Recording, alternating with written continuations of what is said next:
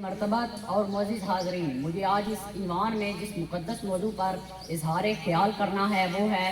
کہ محمد سے وفا تو نے تو ہم تیرے ہیں۔ جناب والا، آج کا موضوع شاعر مشرق علامہ محمد اقبال کا لاسانی پیغام ہے۔ اقبال تاریخ اسلام کے آئینے میں جھانکتے ہیں، غلامان محمد پر ایک نظر ڈالتے ہیں، عشاق مصطفیٰ پر کہکشاں کی صورت میں اترنے والی رحمت خداوندی کا جائزہ لیتے ہیں، اور یہ حقیقت واضح ہو جاتی ہے کہ جب مرد مومن صحیح معنوں میں محبت و اطاعت رسول کے نام پر سلطان دو عالم صلی اللہ علیہ وسلم سے وفاداری کو اصل ایمان بنا لیتا ہے تو تقدیر خداوندی اس کی تدبیر کے اشاروں کی محتاج ہو جاتی ہے، اور پھر پردہ افلاک سے یہ صدا ابھرتی ہے کہ محمد سے وفا تو نے تو ہم تیرے ہیں، یہ جہاں چیز ہے کیا لوح و قلم تیرے ہیں۔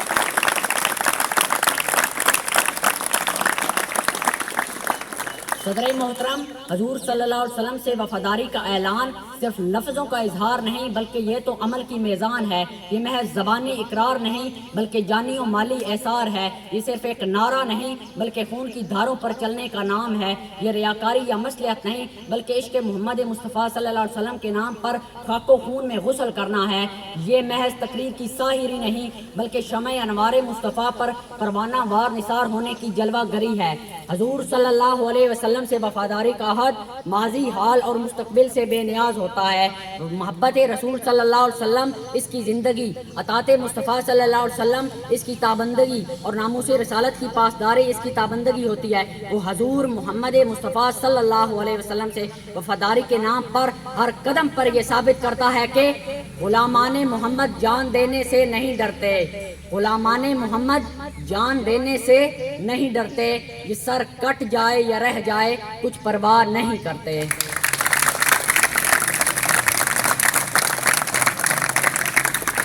حاضرین محترم، ہم چند لمحوں کے لیے ماضی میں کھو جاتے ہیں کہ ہمارے اسلاف نے حضور صلی اللہ علیہ وسلم سے وفاداری کے نام پر کیا کیا۔ ماضی کے گلشن ایمان میں کہیں حضرت سیدنا بلال رضی اللہ تعالیٰ عنہ کے کوڑے کھا کر رسالت مصطفیٰ کی گواہی دینے کی آواز آتی ہے تو کہیں حضرت عمار بن یاسر رضی اللہ تعالیٰ عنہ کے کانٹوں پر گھسیٹے جانے کی صدا سنائی دیتی ہے، کہیں حضرت صہیب رومی کے زخمی جسم کے قطرے توحید و رسالت کی گواہی دیتے نظر آتے ہیں، کہیں حضرت سیدنا ابو بکر صدیق رضی اللہ تعالیٰ عنہ یہ کہتے ہوئے کفار کے مظالم کا نشانہ بنتے ہیں کہ ظالموں مجھے مار ڈالو مگر میرے محمد صلی اللہ علیہ وسلم کو کچھ نہ کہو، کہیں حضرت زید رضی اللہ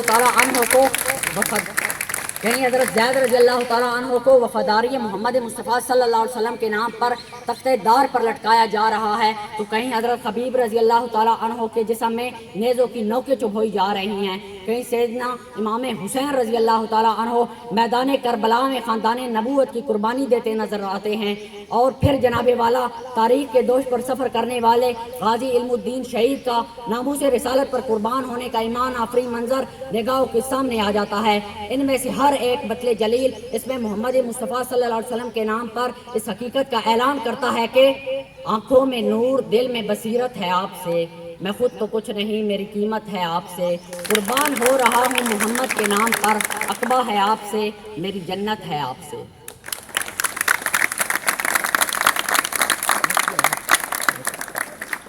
حضور صلی اللہ علیہ وسلم سے وفاداری حسن عمل کا تقاضا کرتی ہے۔ ارشاد خداوندی ہے من یطیع الرسول فقد اطاع اللہ، یعنی جس نے رسول اللہ صلی اللہ علیہ وسلم کی اطاعت کی اس نے اللہ عز و جل کی اطاعت کی۔ گویا سلطان مدینہ کی اطاعت ہی اطاعت خداوندی ہے۔ حق تو یہ ہے کہ اطاعت رسول ہماری زندگی کے ہر پہلو پر محیط ہونی چاہیے۔ ہم میں سے کوئی رائی ہے یا رعایا، قاضی القضات ہے یا معیشت دان، قانون دان ہے یا سیاسی رہنما، امام ہے یا مقتدی، میر کارواں ہے یا مسافر منزل شوق، ہر ایک کو اطاعت رسول کا طوق اپنی گردن میں سجانا پڑے گا۔ جناب والا، آج ہم حالات کی ٹھوکریں کھا رہے ہیں، وقت ہمارا دشمن ہو گیا ہے، اغیار نے اسلام دشمنی کے سلسلہ میں سمجھوتا کر لیا ہے، زندگی کی تیز دھوپ نے ہمارے پاؤں جھلسا دیے ہیں، چشم فلک ہماری ذلت کا تماشا دیکھ رہی ہے۔ اس کا سبب صرف اور صرف یہ ہے کہ ہم نے اطاعت رسول اور ناموس رسالت کے لیے صرف اور صرف گفتار کا سہارا لے لیا ہے۔ آج اگر ہم پھر سے عظمت اسلاف کی داستانیں تازہ کرنا چاہتے ہیں، آج اگر ہم پھر سے لوح و قلم کی میراث کو اپنانا چاہتے ہیں، تو اس جذبے کے ساتھ حضور محمد مصطفیٰ صلی اللہ علیہ وسلم سے عملی عقیدت کا رشتہ قائم کرنا ہوگا کہ تیرے در کے سوا آسودگی دل کہاں ملتی، تیرے در کے سوا آسودگی دل کہاں ملتی، زمانہ تیرے در پر ٹھوکریں کھاتا ہوا آیا۔